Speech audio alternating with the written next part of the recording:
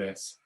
So what we'll do actually now is we will just slip into a little bit of a moment of just collecting ourselves and arriving. So if you just want to, just sit comfortably and maybe close your eyes.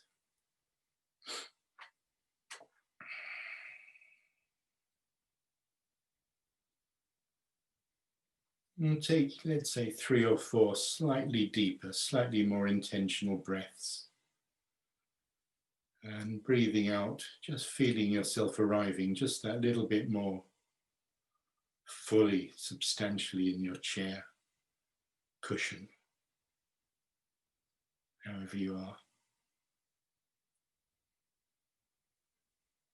And just feeling those sensations of pressure and contact. And letting the chair and the floor take your weight.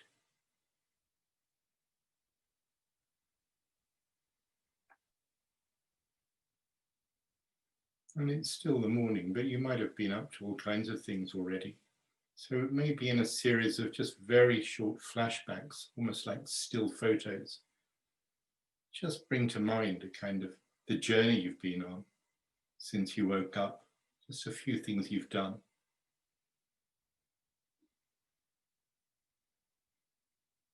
A cup of tea, maybe a meditation, maybe a dog walk, it's whatever.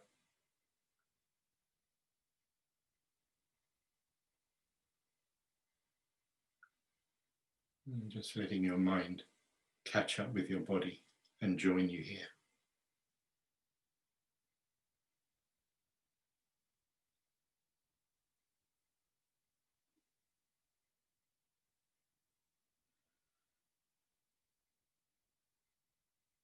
And just taking in the sense of the room around you with its sounds, its temperature, just the general ambience of it.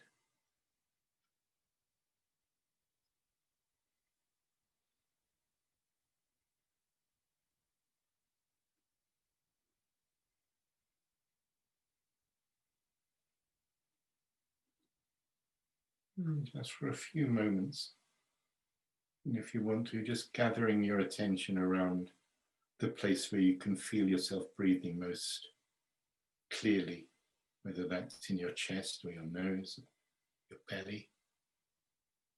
And just ride on a few breaths, bringing your attention into focus.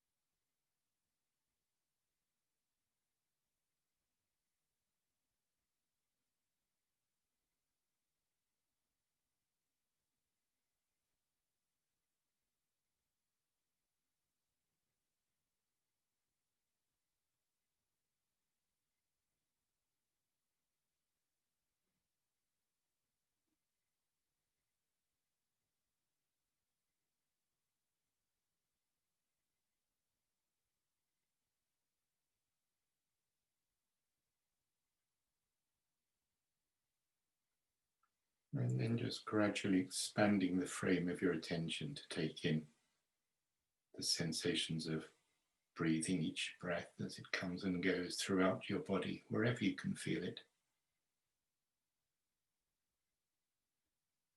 It's however your body moves internally and externally as the breaths come and go.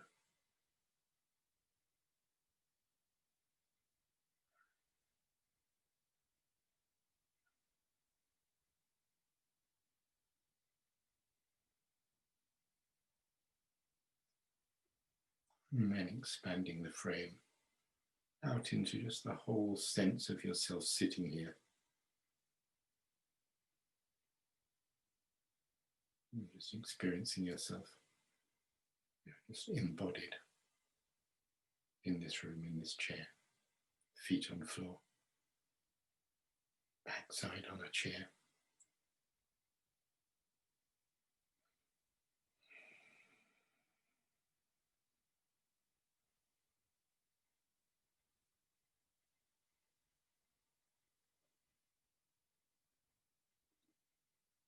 And then Just bringing this little practice to a close.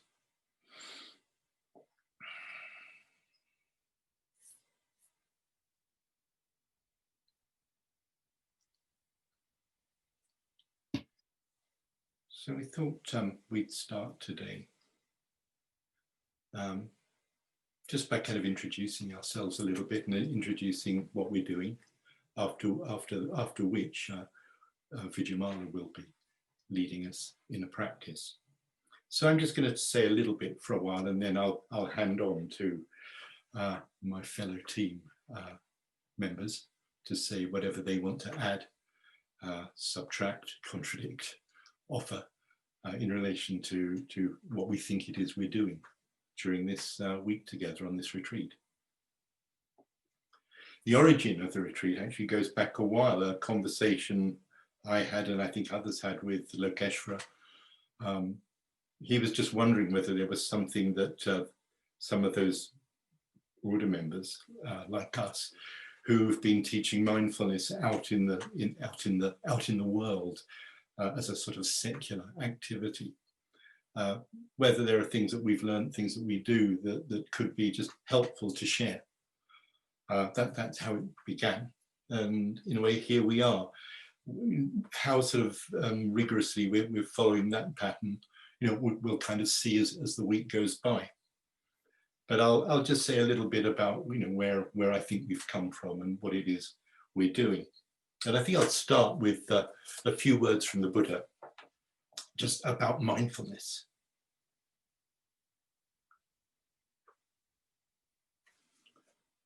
Bhikkhus, this is the direct path for the purification of beings, for the surmounting of sorrow and lamentation, for the disappearance of pain and grief, for the attainment of the true way, for the realization of nirvana, namely the four foundations of mindfulness. So that's quite a definition. That covers quite a lot of ground and introduces mindfulness. These words from the Satipatthana Sutta introduce mindfulness as an extraordinarily rich range of practices.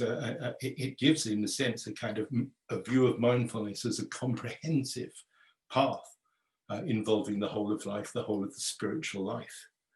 You can see mindfulness as the practice unfolds, ranging from kind of simple attention, say, to the breath, to the body, to a much more kind of a quality of bare attention, of a mindfulness of the body, awareness of the body in the body, more and more directly experienced without the sort of intermediary of the thinking mind and the delineating mind. But then it also includes wise attention as the practice develops. That our mindfulness, our awareness includes a sense of ethical appropriateness, skillfulness and unskillfulness of contemplations. It includes our goals, it includes our visions. As laid out in the Satipatthana Sutta, mindfulness is a practice that can include everything.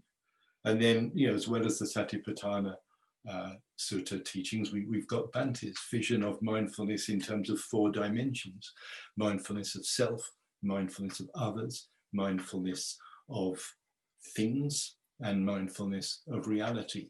So yet more layers of richness, of almost totality are laid on to mindfulness, by Bhante. And there are different ways in which you can think of mindfulness, or even that mindfulness is talked about in the Buddhist world, even in Buddhist scriptures. If you think of the factors of enlightenment, mindfulness is the first of the 7 factors. And so you might be tempted to think of mindfulness as something foundational, something not exactly introductory, but something as a sort of setting off point, before other factors like investigation, energy, and so on emerge as practice develops. If we think of the model of the 5 spiritual faculties, we think of, or sometimes talk about, mindfulness as that balancing faculty that balances the other 4, ensuring that our development is sort of organized and balanced and not lopsided.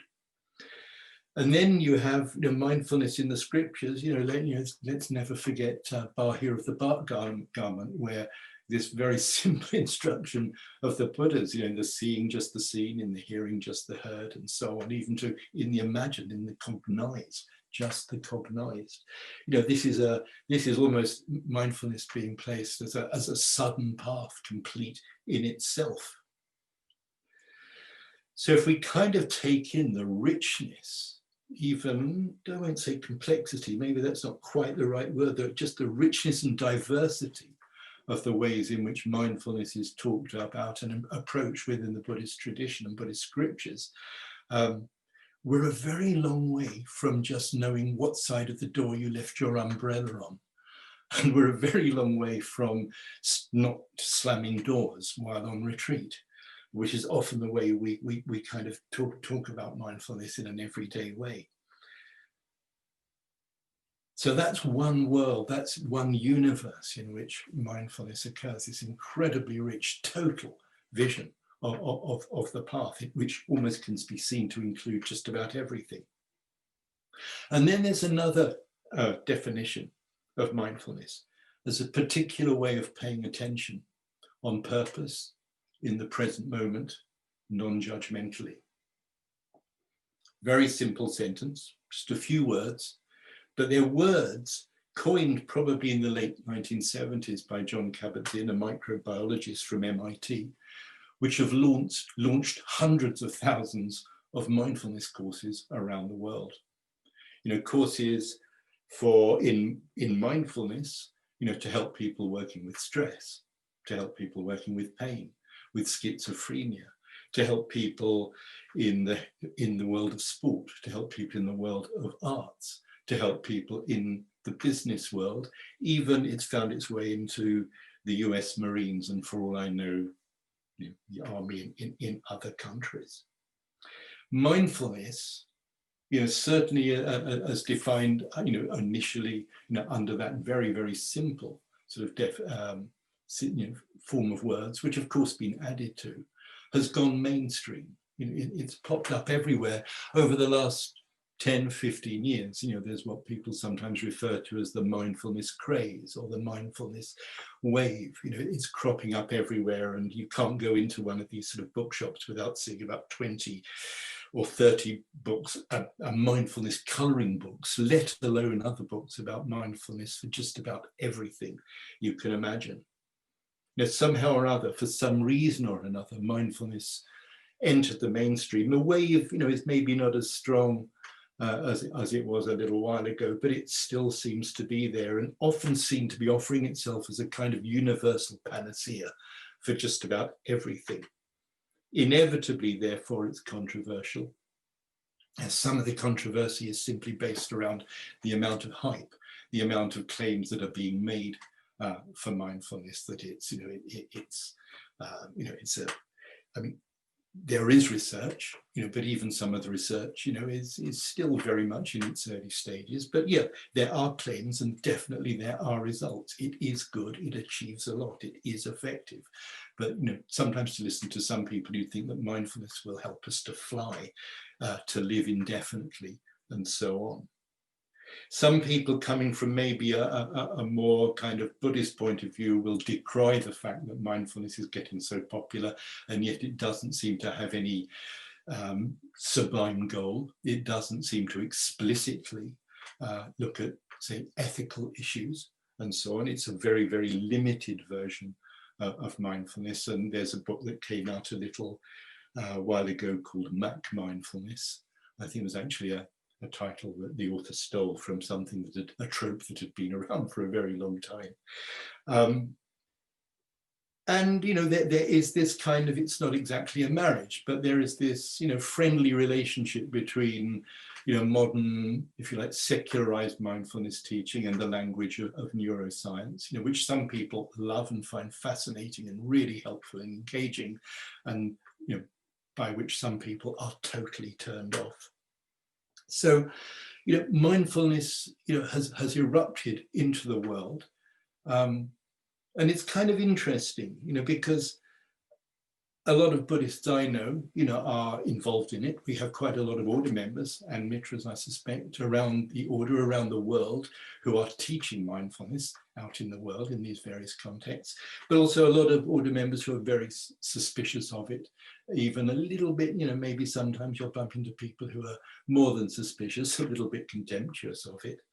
But however you see it, however you think about it, you can't deny the fact that mindfulness as a word and as a system of practice, which at least contains some useful elements of Dharma teaching and Dharma practice, has entered the culture in a way that perhaps nothing else has, except perhaps the odd word like karma and Dharma. It has been a vehicle by which people have got to hear about Buddhism, some people to respect Buddhism, some people to just be curious. And it's offered quite a few of us order members an opportunity to go out into the world to do something which we genuinely believe is helpful, and in a way that allows us to come from our Dharma background. So I think this retreat's being led by people who are, as I said last night, full-on Buddhist practitioners, but who also do have quite a lot of respect for the possibilities and values, that are inherent in this wave of secularized mindfulness, or the teaching of mindfulness in mainstream contexts, has been offering. I think too, those of us who've kind of brushed up against it, have been impressed by the rigor with which the courses, which some of us have developed or that some of us follow, have been developed by various people around the world. I mean, not least, of course, our own Vidyamala has developed along with colleagues, the breathwork system of practice. But we have mindfulness-based cognitive therapy, mindfulness-based stress management, and many, many, many, many more subdivisions of the mindfulness world. And I think it's fair to say that those of us who've kind of worked in that world have really been impressed by the respect that the people who've been involved in developing these systems have shown for the origins of mindfulness, and the respect with which they've shown for the possibilities of mindfulness, and the rigor that they've brought to the way they've designed courses, the way in detail they've offered useful tips and ways of teaching people to share mindfulness. The way meditation and mindfulness practices are taught in that world, have a whole body of research and thought behind them. The language you use, the way you embody it, the points at which you introduce different practices, different levels of practice, has been quite sort of meticulously thought about in order to offer people who aren't motivated by the desire to save all beings, under the conditions of supreme enlightenment. They're busy people, maybe in an office, or people suffering from awful pain, who might not even be terribly literate. How do you get such people to move into giving themselves 20, 30, 40 minutes of meditation practice and maintaining a relaxed, curious, engaged, intelligent relationship with what they're doing, sustained over days, weeks, even months? The work that's gone into that. How do you deliver it? What language do you speak? What rhetoric do you advance as you practice? It's been very, very interestingly and well thought through. Certainly, I think that's something that we, as teachers, but frankly as practitioners, can benefit from enormously. I know I'm not alone, and maybe my teammates here might attest themselves to the amount of value they've got out of learning, to teach meditation in these ways has helped our own practice. And then there's the delivery of, insights, let's say insights with a small I. An important part of what we do when we teach the Dharma and when we teach mindfulness, even in the most secular of contexts, is to share along the way of these courses, certain crucial insights that are fed in alongside the practices we teach, to sort of to add grist to the mill. And I would say that in time, and not in everyone, but in a good enough sampling of people to trigger insights that are often described by them in their feedback forms at the end, genuinely life-changing. There's a quote of Bante's, I'll just see if I can bring it up. Yes, I can. A little quote of Bante's, which appeared in one of the first books we published back in the 70s, Pieces of Fire. It was just a collection of aphorisms and quotations from Bante's writings and lectures. And this one, which I rather liked, was, "In a sleep you come to the class. In a sleep you listen to the lecture. In a sleep you even meditate. You may not actually be dead, but all these activities are carried on in sleep." What he was saying in that, he wasn't just insulting these very young people he was talking to on that occasion. He was just pointing out that that's the nature of life. Most of us, most of the time, for all extents and purposes, are living in a kind of a dream of an illusionary sense of self, an illusionary sense of what's going on around us. And living moment by moment, not very conscious of what we're doing, what's really happening around us. No very effective sense of agency and so on. I mean, maybe it's what we call, if we're talking Buddhist language, we're sleeping the sleep of primary ignorance. In the mindfulness world, we talk about automatic pilot. One sounds an awful lot more advanced and mysterious than the other, but to all extents and purposes, we are talking about the same thing. Now, how is it that we drive along a motorway and suddenly realize that for the last 20 minutes, we have no idea where we were or whether we've passed our exit or not? We do kind of spend an enormous amount of our time not paying attention to where we are or what we're doing on any level. And of course, something to remember, I think, about mindfulness, or the lack of it, is that it applies on any number of levels, and the effects of unmindfulness and mindfulness also kick in on any number of levels. So to be a little bit more aware of what you're doing when you're driving is just simply useful, and it makes you safe. To be more fully aware of the true nature of your relationship with reality, might take you to a very different place altogether. But actually, there's an argument, at least, that they're on a continuum. And to some extent, if you teach it at any level in a way that's open-ended, then people can go a very long way with the simplest and most accessible of instructions. Something that I guess, is crucial territory, in these mindfulness courses, is to get across to people the extent to which we all live lives, as Bante put it, like, what is it, penny in the slot minds. We live, in a kind of a world, a life of reactivity, simply reacting to events. I mean, this is one of Bante's, I think it was the first thing that was ever published by Sangharakshita, Mind, Reactive and Creative.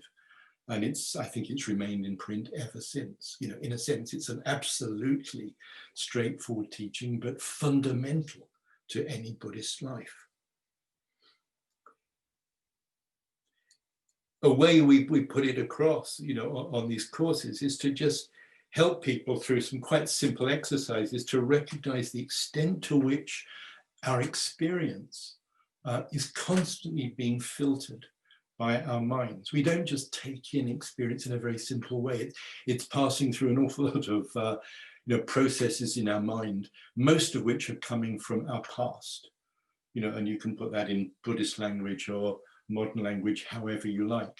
There's, in a Buddhist context, when we're introducing the Madhupindaka Sutta, we'll talk about contact, feeling, labeling, samnya, and so on. Then we'll talk about the anusayas getting involved, the background tendencies of our experience garnered over many lifetimes.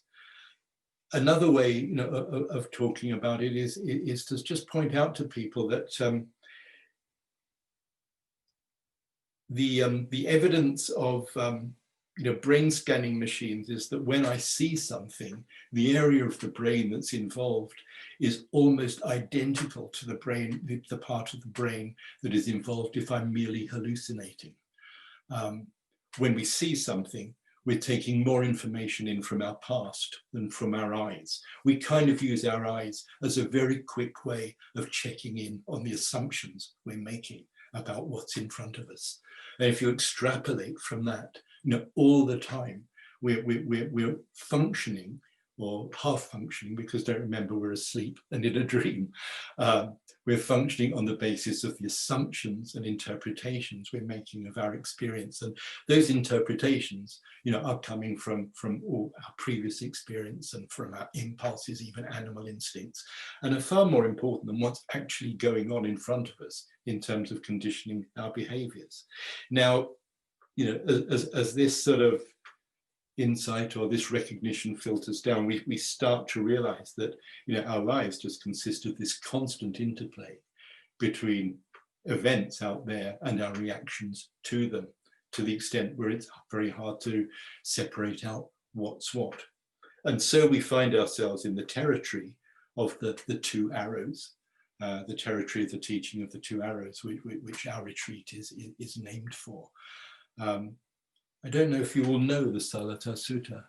You probably do, but you know, very briefly in the Salata Sutta, the Buddha makes the point that if somebody who is, you know, not wise, not mindful, not truly awake, is hit by an arrow, they'll not only experience the pain of the arrow, just the direct experience of impact, of contact, and whatever totally understandable human pain, condition upon our bodies and our nervous systems is involved, but there'll be all the stuff that we add to it. You know, that sense of, you know, oh God, what's going to happen to me? Why did this happen to me? How long is it going to last? Will I live? Will I die? And so we bring an entire superstructure of emotional involvement to our experience. You know, and the Buddha points out that this is as if you've been hit by two arrows. First of all, there's the arrow, you know, that someone actually fired at you and that hit you. And then there's the second arrow that you stick in yourself.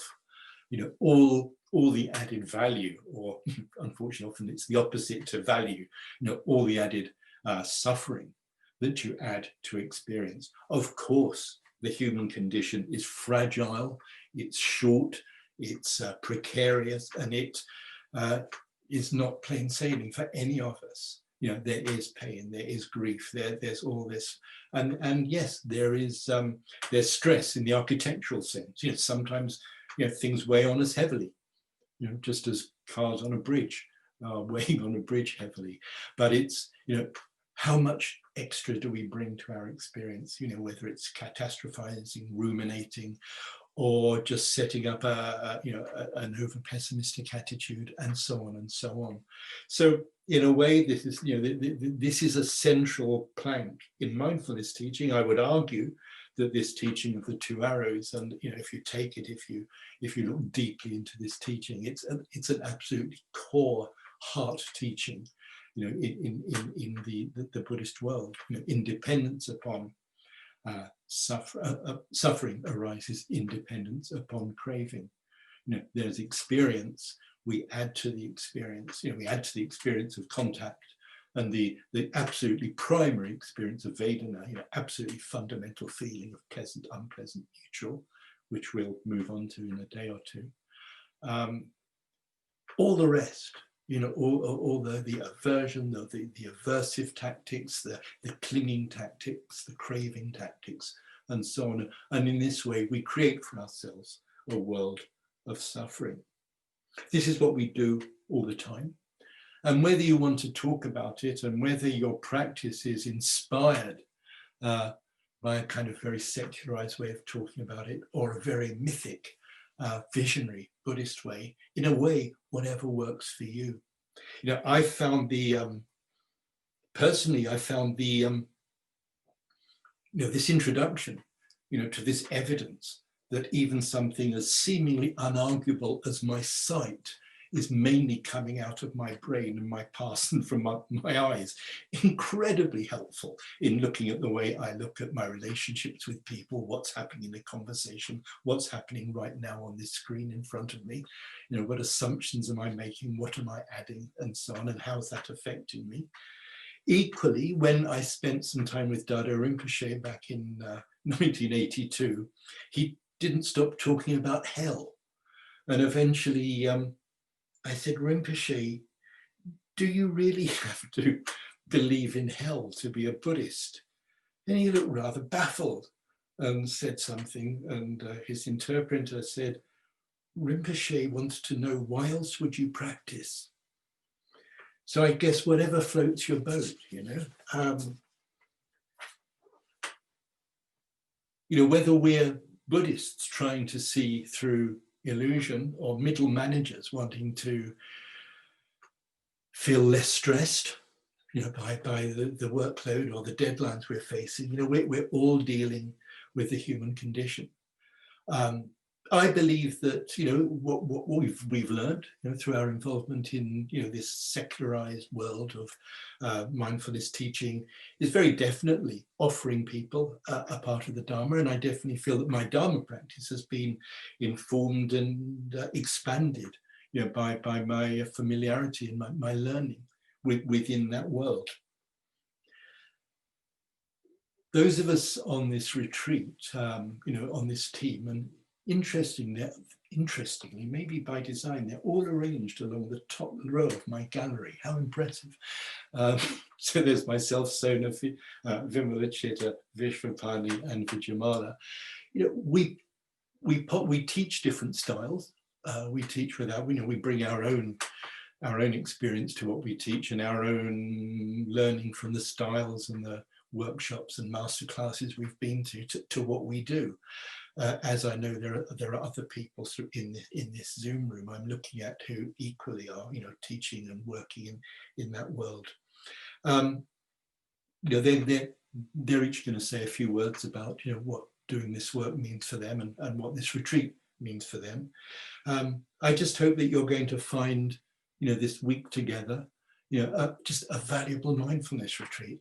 I wouldn't, even though I've given you this introduction because it seemed to be important to retain some fidelity to the title and the blurb, we haven't planned in advance, let's take these elements from Breathworks and these elements from MBCT and make no, I mean, we're just coming here as order members, as Dharma teachers, and if over the course of the week, something of the way we lead a meditation or a body scan or talk about a Dharma issue is informed a lot by something that we've gained from our work in a secular context or two, all well and good. But you don't need to worry, you don't need to wait, you don't need to think about that. We'll just flow in our way and hopefully share something that we have to offer.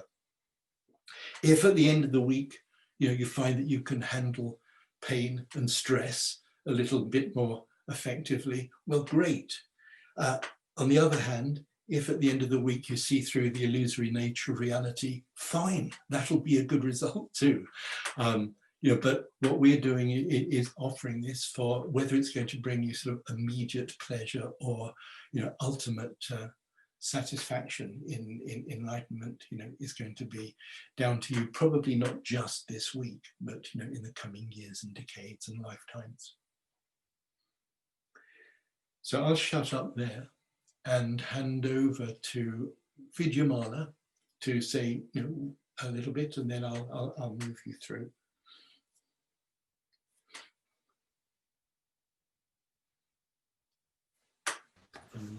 Yeah, thank you so much, Nagabodhi. Wonderful introduction. Thought I'd just talk a little bit personally, and I will keep an eye on the time. Some of you will know that I've lived with a painful body for 45 years after quite serious spinal injuries when I was a teenager. And in a way, that is why I became a Buddhist. I had an experience when I was in hospital when I was 25 where I intuited, I would say, more than didn't know it. I just had an intuition that I could learn to use my mind to help me manage my situation. That I had a sort of experience, I guess, that I had a mind. Up till then, I'd never really even thought about that. I was just alive. But I had this introduction from a hospital chaplain, in fact, into the fact that awareness was something I could explore. So I made my way to Triratna eventually and practiced, found the Dharma and Triratna really, really helpful. And then at a certain point, I thought, well, is there something here I could offer to other people in a similar situation? And I quickly discovered, I was horrified to discover that 1 in 5 people live with chronic pain in our cultures. So that's millions and millions of people in the UK. And, I again intuited the vast majority of those people would never go to a Buddhist center. The vast majority of those people, they might be Muslims, Christians of no faith, but if I was to wait for them to come to me, working at the Manchester Buddhist Centre, certainly some people would come, but there'd be an awful lot of people who would never learn this extraordinary gift of working with the mind and working with awareness. So I founded the precursor to Breathworks in 2000 and quickly discovered that, yes, these simple tools, simple and yet incredibly profound tools of training the mind to not create the second arrow, as Nagabodhi's put it, that they were translatable skills because you're working with the universal human mind. It's not it's not owned by any one religion. It's the nature of experience, the nature of the mind. So, I discovered that there was, unfortunately, a market. There was millions of people who were struggling, weren't getting what they needed just with sort of medical care on its own, and that I had something to offer. I had the good fortune to do some training with John Kabat-Zinn around that time, and I found him very inspiring as, well, he had that kind of vision. He'd had the vision of how do you take the Dharma out into wider society. He says he had like a 10-second vision on a retreat because his father was a doctor and he was a scientist. Surely, the vision being surely the core of this could be applicable to everybody. And I did find him very inspiring indeed. And I also learned a lot from him about turning towards direct experience, that was something I hadn't particularly mastered in my training up till then. So this whole idea of you turn towards what's actually happening and learn how to relate to it in a more creative, open, receptive way, that was important. And then one of the things I found really exciting and interesting about developing breathworks and translating the Dharma into language that crosses cultures, crosses class, and so on, is then I had to do a lot of work to translate the Dharmic terms. I couldn't just get away with talking about sati and sampajana. It's like, well, what does that mean? What actually is that? And how can I translate that in a way that's going to be accessible? So it actually really helped my own practice to have to re-language some of the stuff I'd learned in Pali and Sanskrit terms in Triratna. Not re-language, but translate it into accessible language. That was very interesting. And writing a couple of books was really good for that. So I started Breathworks back in 2000, found it very, very rewarding. I guess it's just very satisfying knowing that what you're offering is actually easing suffering in a very simple and immediate way. And I also practiced pretty intensively the Satipatthana Sutta for decades, really, since about 2003. That led many, many retreats in Satipatthana. It's very similar, turn towards direct experience. What's actually happening? How can you change your response to what's happening? And it's become clear to me over the years that the behavioral outcome, if you want to use that language of mindfulness, is choice, which again goes back to Bante's seminal text on mind reactive and creative. that the skill we get is to be able to choose how we respond to whatever lands in our lap in any given moment. And I found that very, very helpful. So it's teaching of the gap and the understanding that the gap, it's not a one-off thing. And if you miss the gap in this moment, you've had it. But it's more a process of responsive awareness that's coming along in every single moment. Every single moment is a new chance to find a more creative way of practicing. And then the thing I love about Dharma practice is you never quite know what's going to emerge as, you know, the next thing. So I've done all, you know, decades of just learning how to be in this body with more ease, because of course I don't want to be in this body. So just learning, just this practice of being with direct experience. Did that for ages and ages and ages, because that's what I needed. I needed to just be present here in this human life.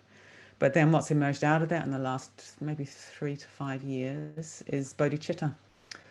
This next big question, I guess, in my own practice. I suppose my first question is, how can I actually be here in this body, in this life with greater ease? Which meant letting go of a lot of reactive suffering, or training and letting go of reactive suffering. So that was that question, sort of how can I be here? And what do I need to let go of? I need to let go of resistance, resentment, contraction, tightening, secondary tension. And my next big question now is, well, what am I letting go into? And that is really alive for me. You know, when you let go of contraction and resistance and fighting and aversion, you're not letting go into a kind of vacuum. You're letting go into something that I'm sort of discovering is kind of inexpressible, but it's vast, it's luminous, it's radiant. And of course, this is all very much the way, particularly Vajrayana Buddhism, unpacks this in a very rich way. So it's nice seeing Nagabodhi's Amitabha Tanka behind him. It's a bit like, well, how do I live in that realm and also be here? Yeah, how do I live in that realm and also really fully be here? So I'm very glad that this week we're covering the whole range. So we're going to do a lot of work around, or a lot of play, a lot of practice around how can we be with what's arising in any moment without adding all the secondary stuff. But then later in the week, we're also going to dwell in what are we letting go into? How do we open to wonder? How do we open to radiant nature of awareness, luminous mind, all that kind of stuff? So yeah, so it's very, very exciting to have this opportunity to share some of the really practical tips and tools that we've all developed in the mindfulness world, but then also be able to contextualize it within our Triratna, quite visionary context that we've been given by Sangharakshita. So I'll leave that there.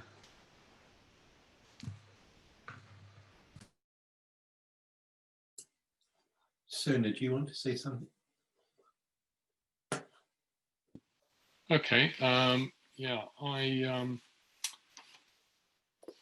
came really across this sort of work we've been doing after being an order member for 25 years.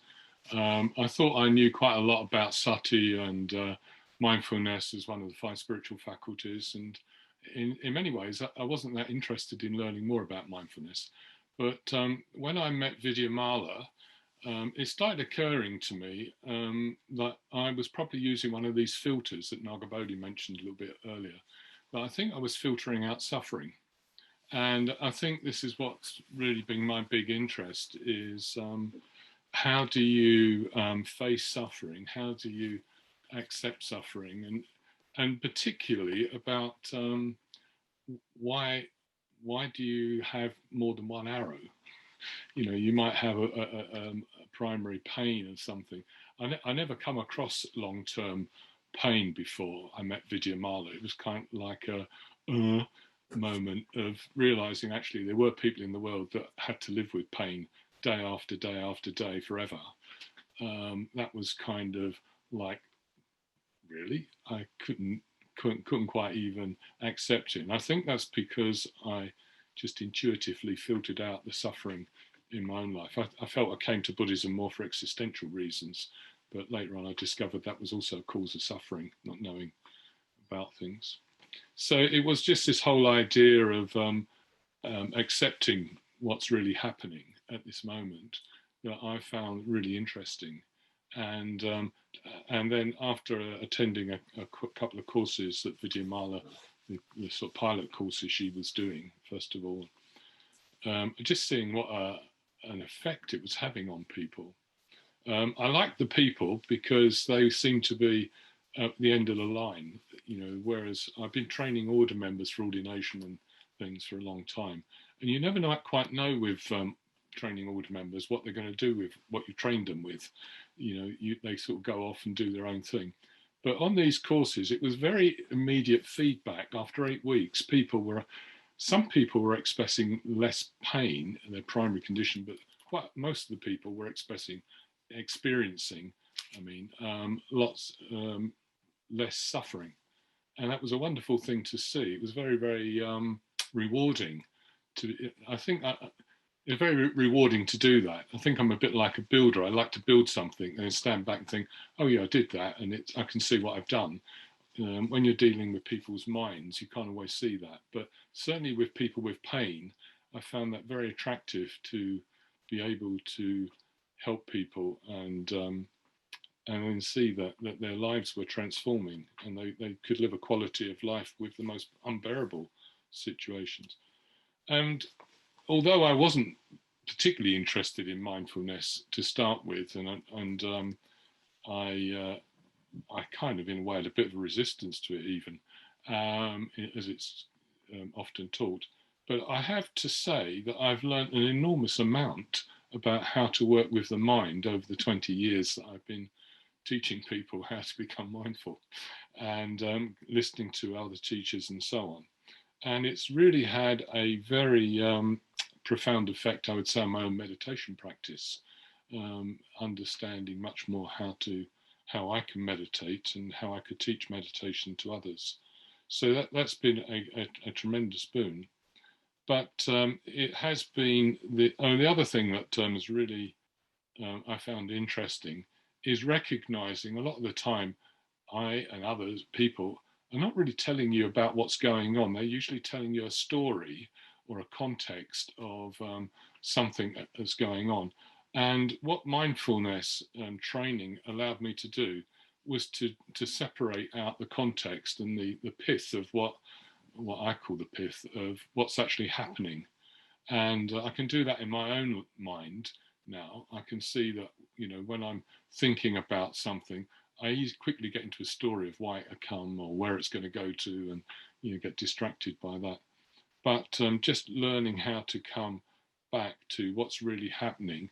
And of course, once you start doing that, you stop having a second arrow coming into you. In fact, is often, maybe a second arrow isn't quite right. Maybe there's just a whole quiver of arrows that we seem to get shot with, or actually we seem to stick in ourselves more.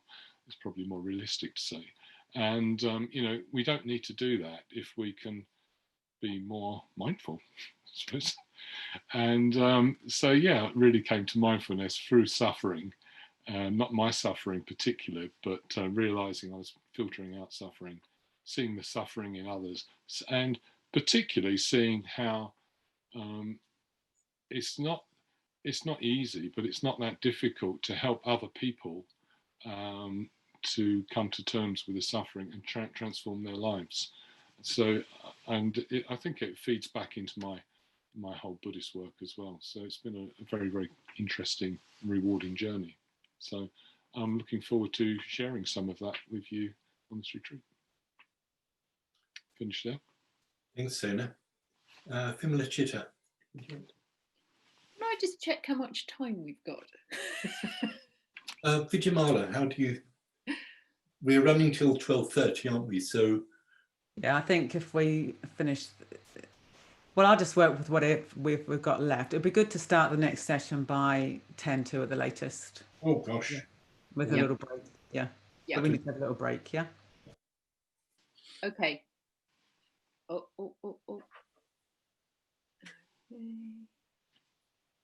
I'll tell you what. Hello. Yeah. Butting in. I'm doing a talk tonight. So the things that I could say now, I can also say this evening. So why don't I just say hello to everyone, but I won't do an introduction to myself now. I'll do that this evening. Sounds good. So you have a bit more time to watch it. Sounds good. Thank you very much, Vishwapani. Yeah, I was just a bit aware of time ticking on. Fascinating though it all is. And yeah, so I'll try and keep it sort of short because I'm giving a talk too, but more towards the end where I'll cover some of this. But I guess that I got ordained in 1990 and started being full-time teacher at the LBC almost immediately, along with Maitreya Bandhu, which is a very steep learning curve.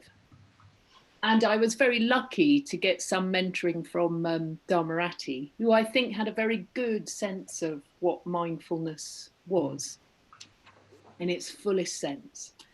But I think even so, even though it affected my teaching and my understand, it didn't get in fully enough. And I think I had still quite a narrow kind of view of what mindfulness was.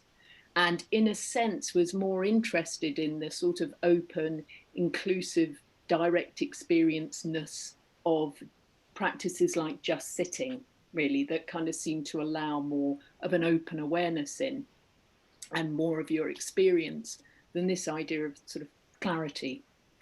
And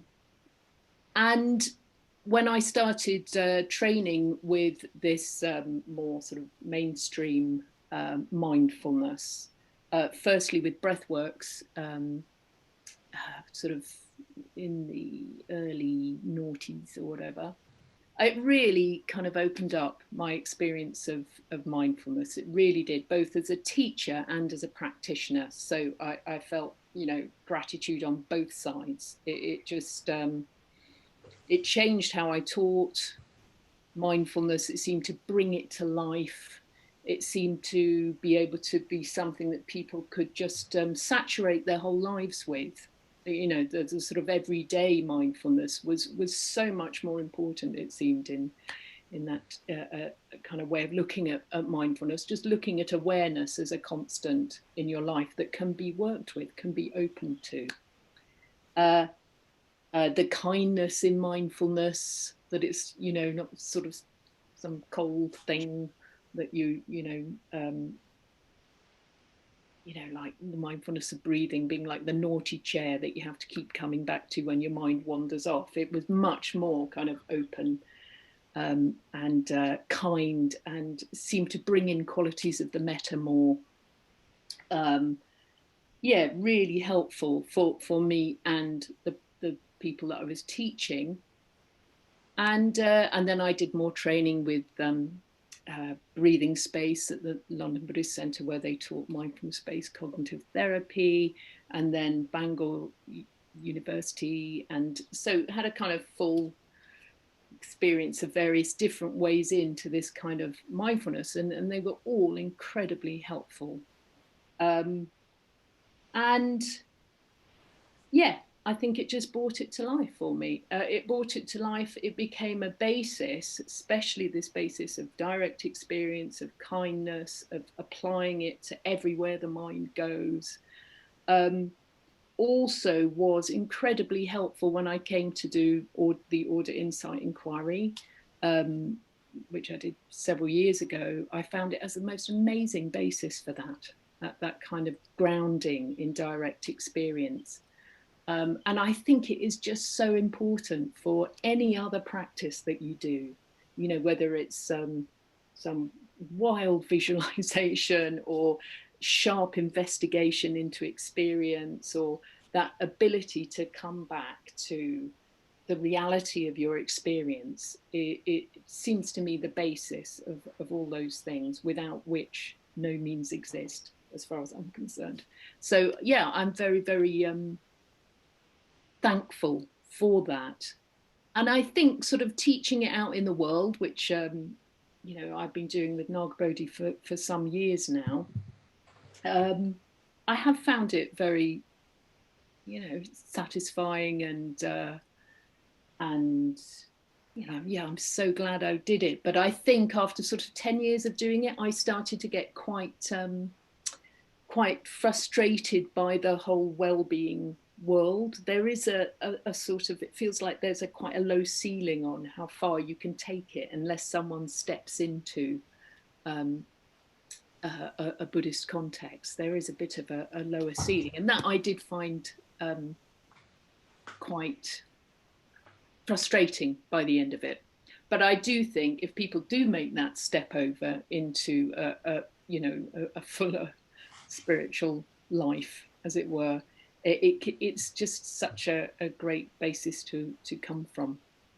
So yes, I'm great. I'm so happy to be exploring it here with you all, and you know, learning from my friends on the team and from you also during the week about, you know, what this is all about and ways we can make it more effective. So thank you. Thank you, Vidyamala. And so I will, thanks to those of you, Sona and Vidyamala and Vidyamala, and I'll sort of hand over to Vidyamala to say how you'd like us to proceed now that we are introduced. Okay, thank you so much. Okay, so I suggest we have a break now, and obviously we'll have a lot of breaks during this retreat, and break is a word that can suggest breaking in your awareness, but what we'd like to suggest is it's a different, we're going to be aware of a different activity, and this activity is going to be possibly going to the loo, getting a drink, and so on. So seeing if we can keep a flow of awareness of the body, the mind, the heart, what we're doing. And the next session will start in, I think, 15 minutes. And if you could prepare a space, I'm going to, first of all, I'm going to just show you a few slides about breathing, and then we're going to do a breath inquiry where we're going to experience the breathing very deeply in the body. And you can do that lying down, or you can do it sitting. So if you get your space set up, so I'll show you the few slides, but then I'd like to go straight into the actual guided practice. So if you've obviously got a space by your computer, but you might have another space a little bit away from your computer, I don't know, as long as you can hear, to do a lying down practice if that's comfortable, or you can do it sitting. Yeah. So we'll come back for 11:45. I'll start at 11:45. Okay, thanks everybody. So let's begin. This session is going to be about coming inside the direct experience of breathing in the body. And this in itself can be a really excellent way to begin to unwind these habits of reactivity. In the Salapa Sutta, the Buddha says that the cause of the second arrows is resistance primarily. It's the kind of I don't want this attitude. And as we'll discover in this session, hopefully, we can't have tight resistance and whole body breath awareness in exactly the same moment. And I'm going to unpack that now in a little slideshow.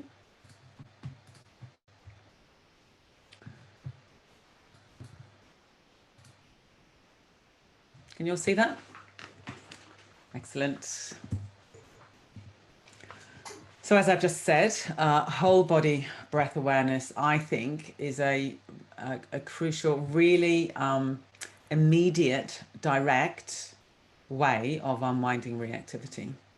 It's non-conceptual, it's just straight away experiential. And this is because something I've observed in my own experience and many people I teach is that it seems whenever we've got a difficult state, physically, mentally, or emotionally, we hold the breath. Because difficult states are usually contracted states. There's a kind of closing down around physical discomfort or emotional discomfort or mental discomfort. And we almost always hold the breath. So let's just do a little exercise now to examine if this is true. If you make a fist with one hand, and what's happened to your breathing? Anyone out there breathing? Yeah, So as soon as I do that, there's breath holding, okay? So now imagine that you're directing your breathing into the fist. And what does the fist want to do? I notice that my fist wants to open. That it's almost impossible to have a tight fist and soft breathing at the same time. And the fist here is a metaphor for any kind of contracted state. So as I said, it might be physical discomfort, then there's discomfort, and then breath holding. It might be anxiety, fear, depression. It might be catastrophizing mentally or ruminating mentally. So I think this is a very interesting tool, you know, to bring into daily life. Just notice, am I holding my breath in your daily life? And as soon as you, in particular, let the out breath all the way out, you will be releasing the resistance, even if it's just for that moment. And then the next moment you're back to breath holding, and that becomes the training. And there's a really lovely expression that we use at Breathworks: when in doubt, breathe out. When in doubt, breathe out. If you just do not know what to do with yourself, if you let the out breath all the way out, then straight away you will be releasing that grip on the mind and the body. So we can say you're learning to live with an open hand, metaphorically speaking. And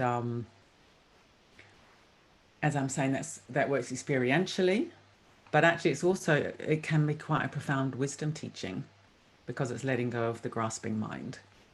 And you're just allowing life to flow through an open hand, like water, or like the open sky. You know, we just have this open hand attitude to experience. The other thing we can learn to do is to live with gravity. This is another really helpful, practical tip, because you probably have noticed when you did the fist and there's breath holding, there's also a pulling away from gravity.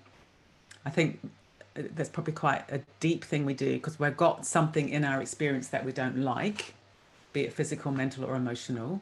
So we're trying to, pull away from it. So then we're doing this pulling away from gravity, tensing against gravity. And that's really tiring, because gravity is always pulling us down towards the earth. And we're pulling against that. It's tiring. And what would it be like to just learn to live with gravity? Gravity is so supportive. So to allow ourselves to be held and supported by gravity is also a really fantastic tip for life. So live with an open hand and live with gravity. And those two things on their own can make quite a big difference to unwinding the reactive mind and the resistant mind.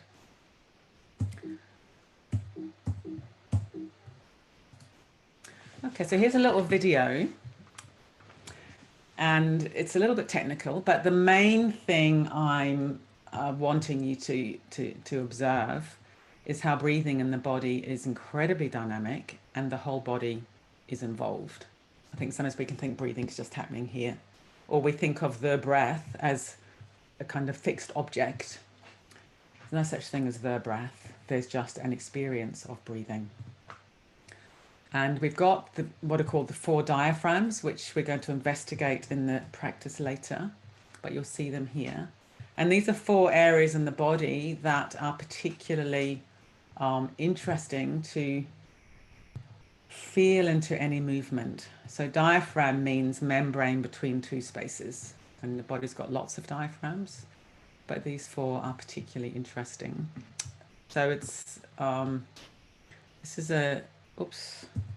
this original video is in Flemish, and some helpful person has put some English translations, but I'll talk you through it. And please don't get too caught up in the technical aspect of it. Just observe the flow. So the first diaphragm is in the middle of the head, which I can't see because I've got lots of people in the wrong place on my screen. Just move that out of the way. So this is called the cranial diaphragm, and this is really amazing. So the brain, you know, we can think of the skull as being really solid and sort of static, but the brain rests inside a network of bones that actually are pliable and receptive to breathing. And this is the cranial diaphragm. So look at these movements. Look at the way that moves. The movie's not running on my screen. Oh, okay. It wasn't running before. Sona's just said the movie's not running on his screen. Is it working on your screen? Was it working a minute ago? It seemed to be. I think it wasn't working because I hadn't started to play it yet.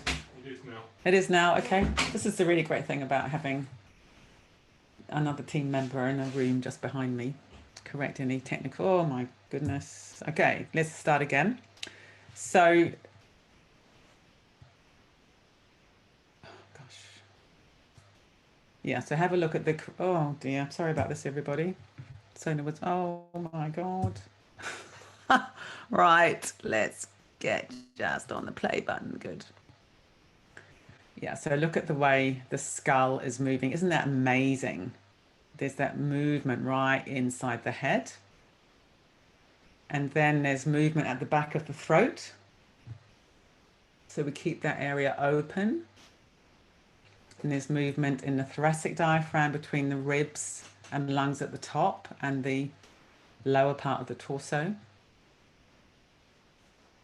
And then there's pelvic diaphragm. This is very interesting. At the base of the torso, there's also movement as we breathe.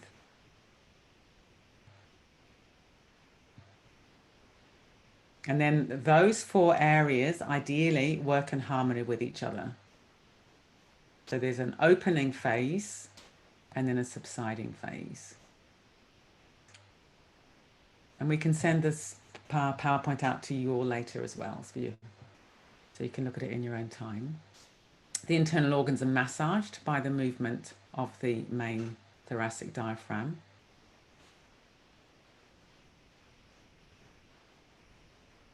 All the muscles in the body, the spine, are affected.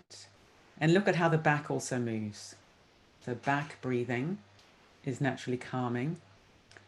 So we allow the whole body to participate in breathing.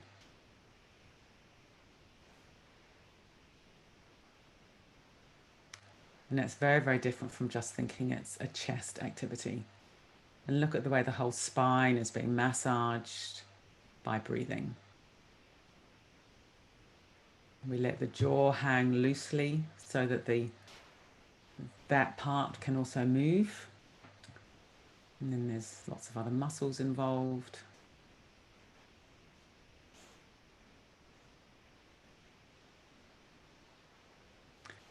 So increasingly I'm thinking of breathing as being the volume of the body expands in all directions on the in-breath and subsides in all directions on the out-breath. So we can be aware of breathing, having this whole body dimension, shall we say.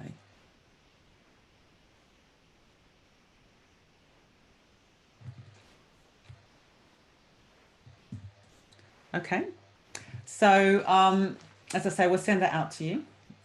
Maybe straight after, at lunchtime, I'll get this sent out to you so you can look at it today if you want to. But as I said, the main thing is to be aware of the whole body being fluid, pliable, receptive to breathing. And if you go back to the fist exercise that we did earlier, this whole body breathing is the exact opposite of that. And if we allow breathing to express itself in the whole body, that will unwind some of the habits of resistance and contraction that we have within us. So one of the ways to remember this is to remember what I call the 5 B's of the breath. So if you relax your buttocks, that will allow the pelvic floor diaphragm to engage with breathing. You're not doing anything. It's not like pelvic floor exercises, but you're just allowing, you've got the big movement in the middle of the body and you're allowing there to be an echo down on the pelvic floor. And a very easy way to get a sense of that is simply to relax the buttocks. Relax the belly. So let the belly expand on the in-breath, subside on the out-breath. Let the back participate in breathing. So you can feel the movements in the back of the body. If you release around the base of the skull, that's a way of getting a sense of this diaphragm at the back of the mouth. You just get a sense of opening and softness around the base of the skull. You can even rub that now if you want to, just get a sense of that. A lot of us we really do grip in this area, and we grip in the jaw. But if we allow the whole base of the skull to be soft, the mouth soft, the tongue soft, the jaw soft, then the wind of the breath can flow freely in and out of the body through that area. And then this really mysterious sense of the brain resting in something that's dynamic, this cradle deep inside the head. And as we saw at the beginning of the animation. And actually, even if sometimes I just say to myself when I'm uptight, soften your brain. Actually, it does work. You know, it's like I've got fists, you know, in here. And just soften the brain, let it rest in this more pliable bed, as it were. And that's really helpful. So these are the 5 B's of the breath. And you're releasing the pelvic floor diaphragm if you release the buttocks. Whole back of the body's involved. If you let the thoracic diaphragm move freely, the belly will be soft. Base of the skull gets at the cervical diaphragm, and then the brain.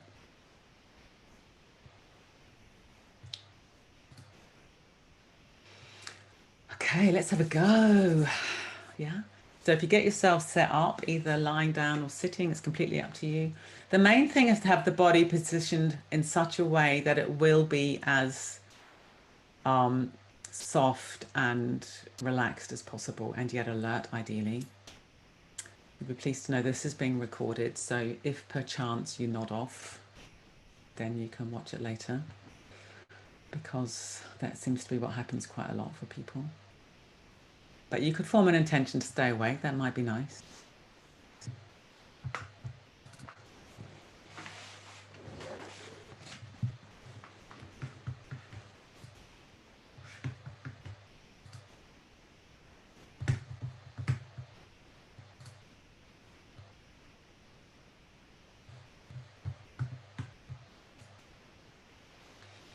Okay, so beginning to settle into whatever position you've chosen.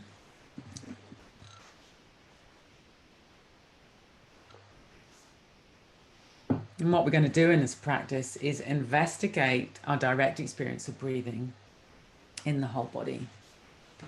So bringing an attitude of curiosity, of interest, pliability,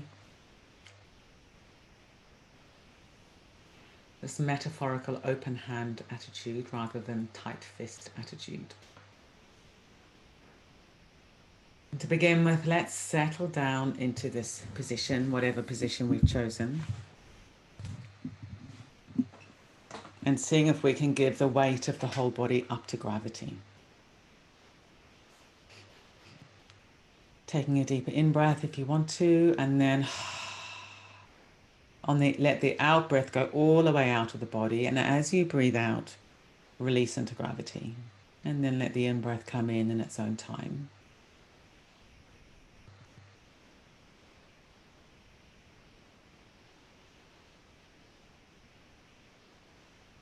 So the sense of settling, resting in the body, in gravity.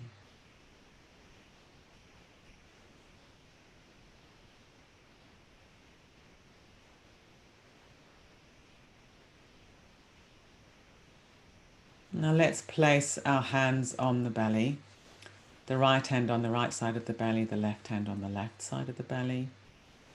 And if we're sitting, being careful not to strain in the shoulders.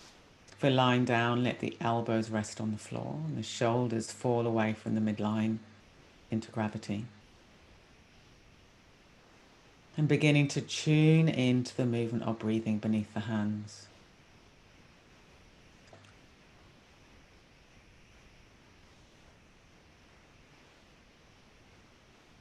Is there any sense of swelling on the in-breath and subsiding on the out-breath?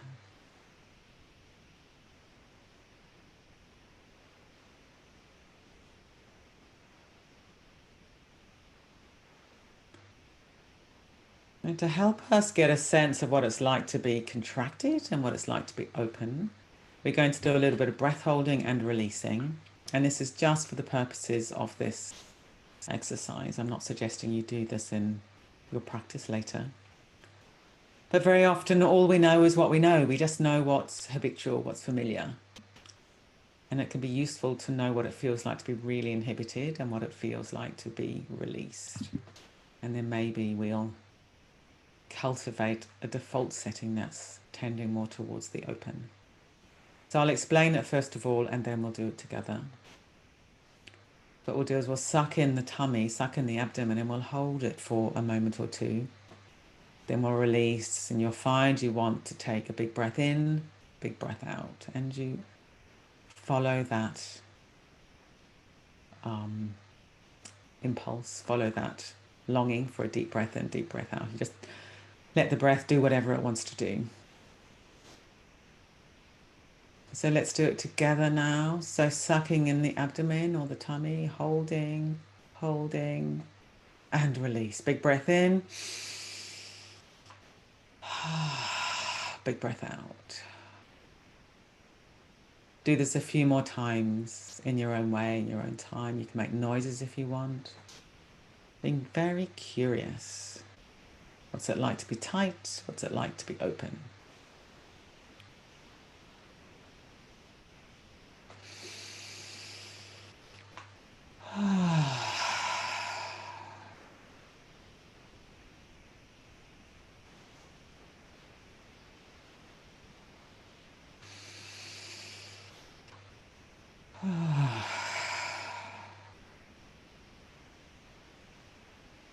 And now let's allow the breathing to settle, letting go of any effort.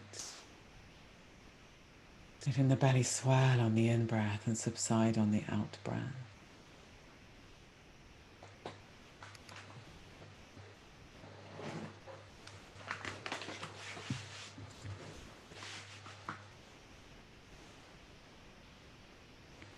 And this movement of the belly is caused by the central diaphragm, the thoracic diaphragm, moving down in the body on the in-breath, which pushes down on the organs, they get displaced outwards.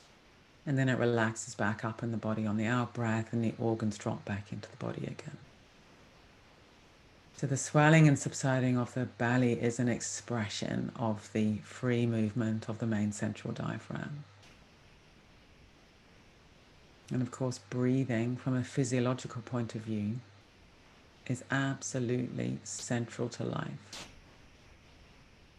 So if we can allow our breathing to be less inhibited, to be freer, this will also have an effect on our body, on our mind.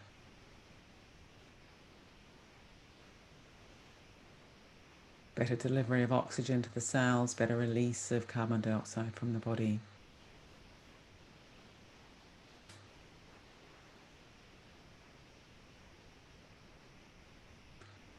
Now let's guide our awareness down into the pelvic floor, the base of the torso. And to get a sense of where this is, if you imagine there's a flat diamond shape, and the back of the diamond is the anus, and the front of the diamond is the pubic area, the urinary area, and the two sides of the diamond are the sitting bones deep in the buttocks. And although the pelvis is bony, we think of the pelvis as not moving. Within this diamond, it's soft tissue. As we saw in the video, there can be an echo, an expression of breathing in this area. So let's just rest our awareness here for a few moments and notice, is there any expression of breathing? Don't worry if there isn't. Feeling into the pliability of this area of the body.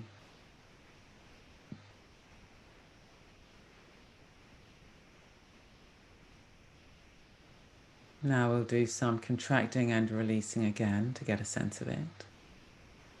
So the contracting phase, I'll explain first of all, then we'll do it together. The contracting phase is where we contract around the anus as if we're stopping ourselves passing wind. We contract around the urinary area as if we're stopping ourselves having a pee. And we draw up and hold for a moment or two. Then we release, big breath in, big breath out. Please take responsibility for your own body and do it as appropriate.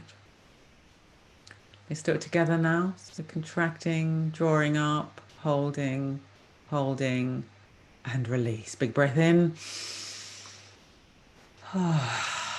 Big breath out. Do that a few more times in your own way.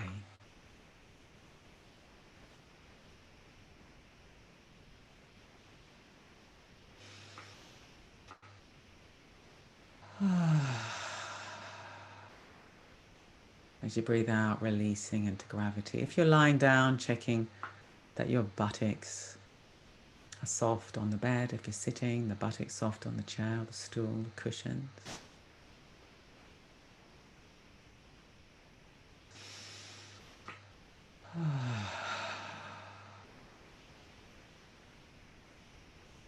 And now letting go of any effort, allowing the breathing to settle. And seeing if there can be a very gentle broadening and opening on the in-breath, subsiding on the out-breath. Completely effortless. It's like we've got the bigger movement in the abdomen, and there's an echo down into the pelvic floor. This opening phase, subsiding phase.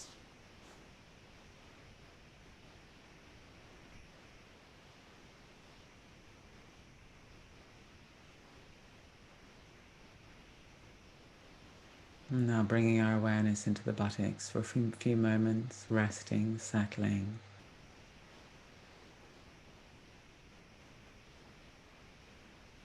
And allowing awareness to flow up into the sacrum and the lower back. And how is breathing showing up in your lower back?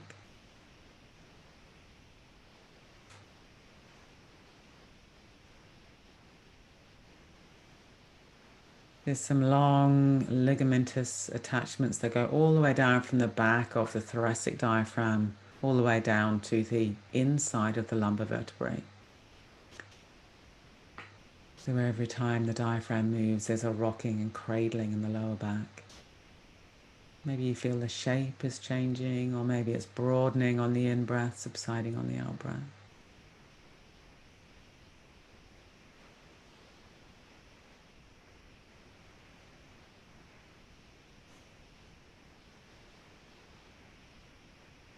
Moving up to the back of the waist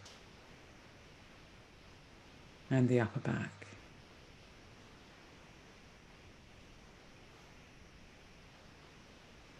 Seeing if we can rest our awareness inside breathing in the whole upper back. There's the back of the ribs, the back of the lungs, spine. Reflecting for a moment how the ribs are as much in the back of the body as the front of the body. And the lungs are as much in the back of the body as the front of the body. And yet we so rarely pay attention to back breathing. We usually think of it in the chest. But back breathing is naturally calming. It naturally stimulates the calming side of the nervous system.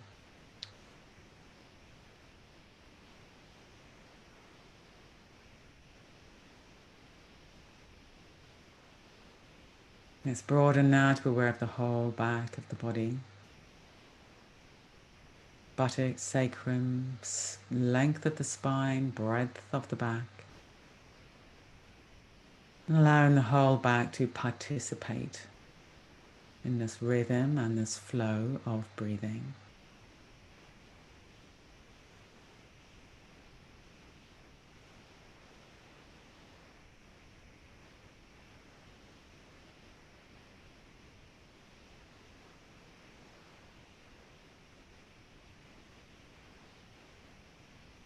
Coming into the chest area now. Allowing the chest to fill on the in-breath, subside on the out-breath. And being aware of the whole torso, front, back, sides. Whole torso expanding in all directions on the in-breath, subsiding in all directions on the out-breath. just like we saw on the animation.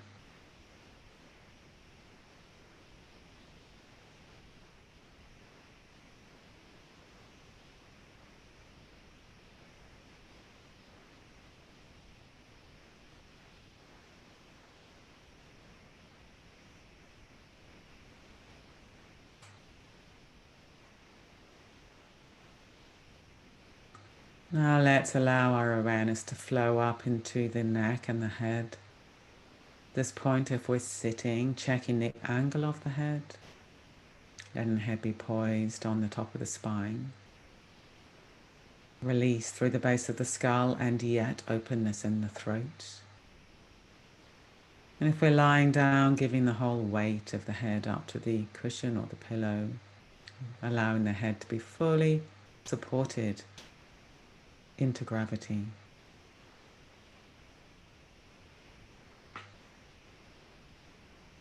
And coming into the back of the mouth, the throat area.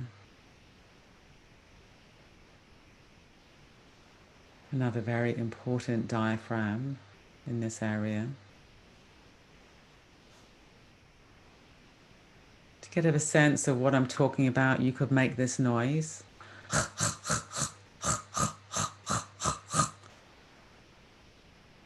That's the kind of area that we're investigating. And let's just see what's natural. Does it feel inhibited in this area, or does it feel open in this area? Letting go of judgment, being curious.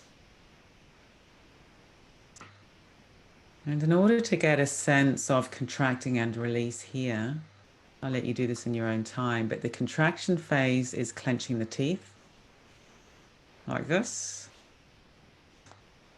Notice what happens to your breathing when you clench your teeth. And then the opening phase is to yawn. And what does it feel like at the end of the yawn? So doing this in your own time for a few moments with this attitude of curiosity, experimentation. This is what it feels like to be blocked and tight, and this is what it feels like to be open.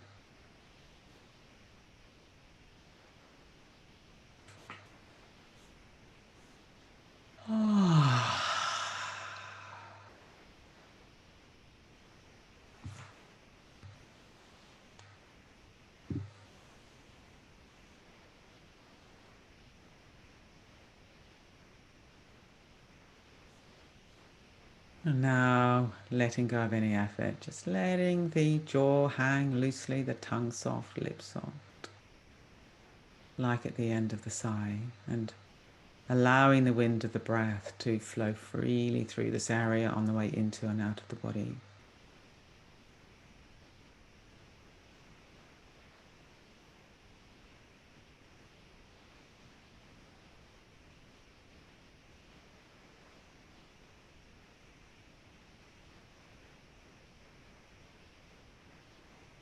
Now let's come into the center of the head, the brain resting in its cradle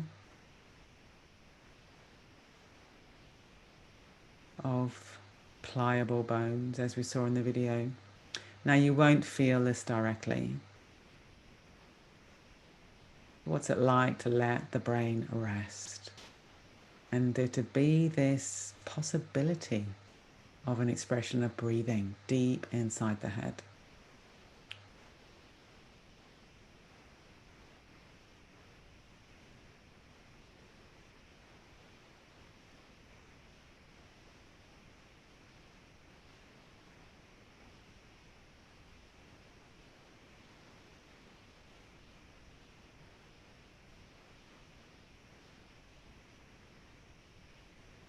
And I find I can't have tight thinking and a sense of softness in this part of the body at the same time. Very interesting.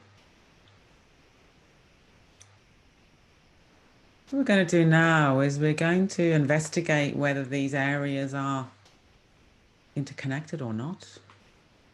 It's going to be very interesting. And we'll mainly work with the 3 diaphragms of the main thoracic diaphragm in the middle of the torso, pelvic diaphragm at the bottom and the cervical diaphragm at the back of the mouth. So let's bring our awareness back to the torso. And what we're going to do is we're going to contract this area, suck in the abdomen, and notice what happens in the pelvic floor and the throat.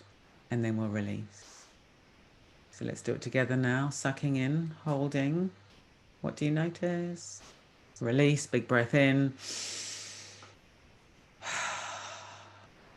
Big breath out. Do that a few more times. So we're blocking, contracting the movement of the main diaphragm. And does it affect the other two diaphragms or not? Been curious.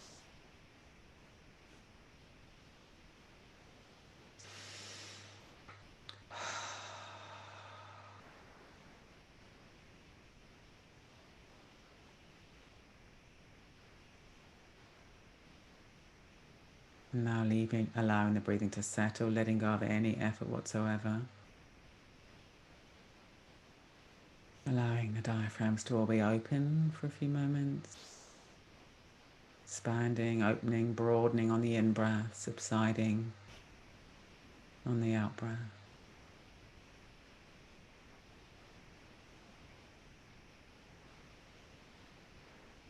And guiding our awareness down inside the body to come to rest in the pelvic floor. And do the same thing here. So drawing up, contracting the pelvic floor. What happens to the other two diaphragms, if anything? Release, big breath in.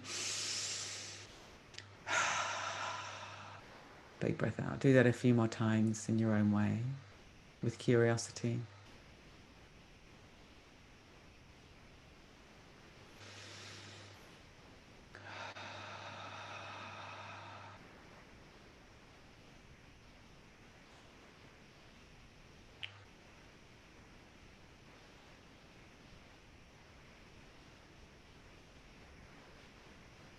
And now letting go of any effort again for a few moments. Resting and whole body breathing. All the diaphragms open, soft, receptive.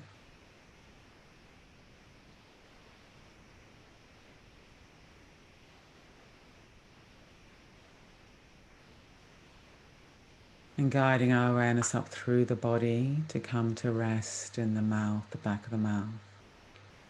And in your own time, if you clench your teeth and notice what happens to the other two diaphragms, if anything, and then yawning and releasing.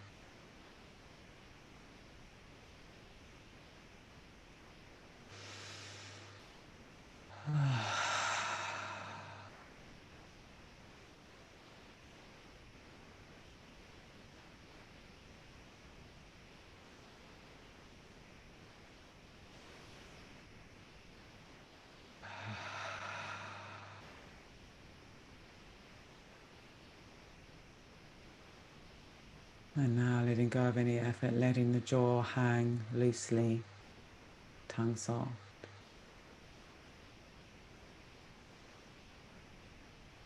And broadening awareness to be aware of all the diaphragms again. Softness in the head, and then the other three diaphragms broadening, subsiding, broadening, subsiding.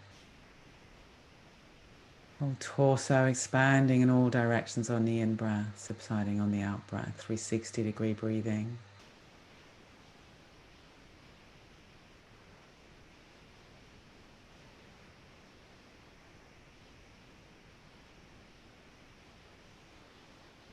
Now let's allow these movements to spill out into the limbs. First of all, the legs. Allowing our awareness to pour down through the hips to inhabit the legs, all the way to the tips of the toes. And seeing if there can be this quality of flow in the legs, a kind of broadening phase on the in-breath, subsiding phase on the out-breath.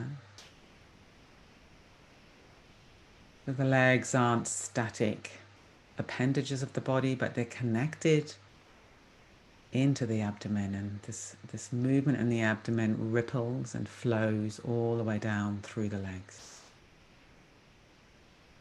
The legs are at rest, but they're much more fluid, alive perhaps than we normally feel them.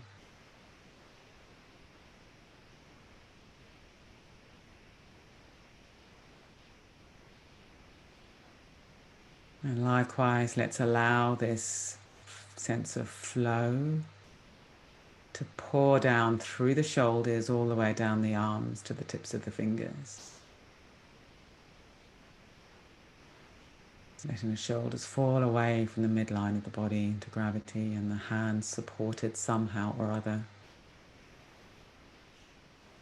So there can be this expression as echo of breathing in the arms.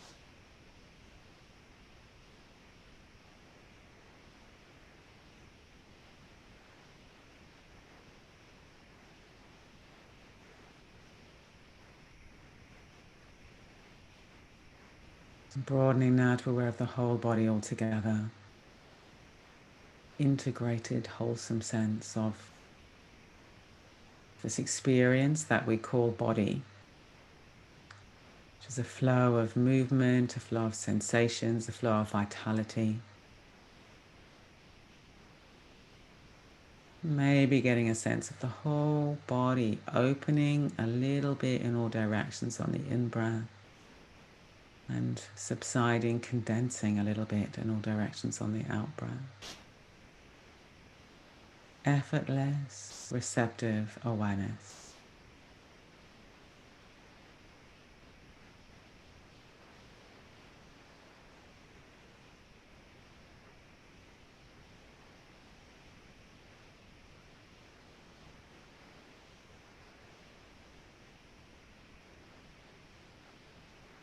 Letting everything flow, come into being and pass away, come into being and pass away.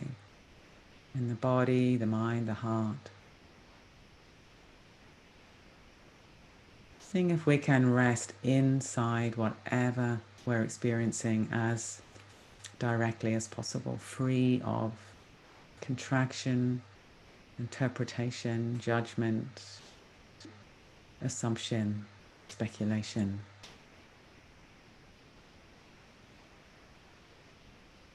But there's a beautiful simplicity to being with what is, with the sense of receptivity and flow.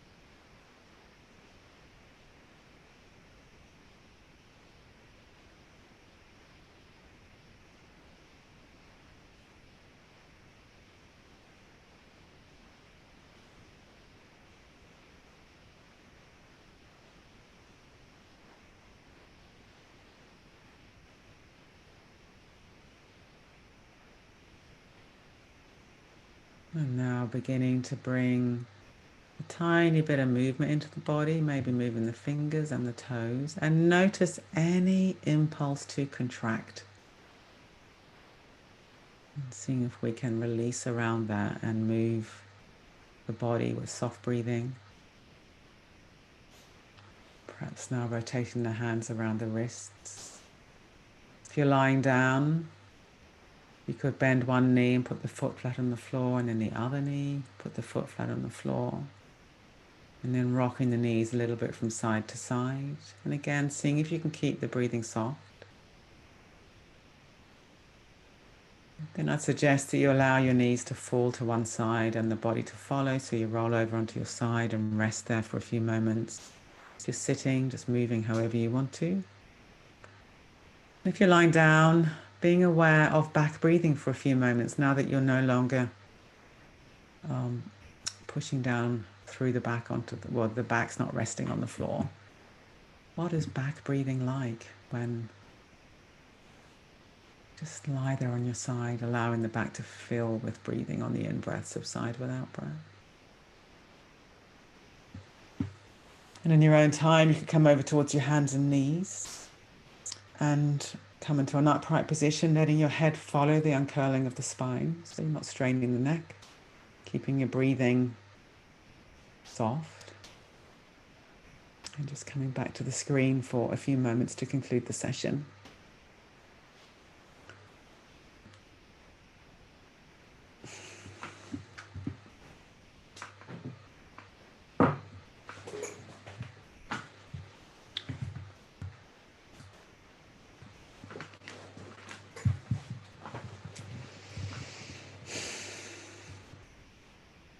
Lovely. So I hope some of you stayed awake. And as I say, the recording will be available for later if you didn't. So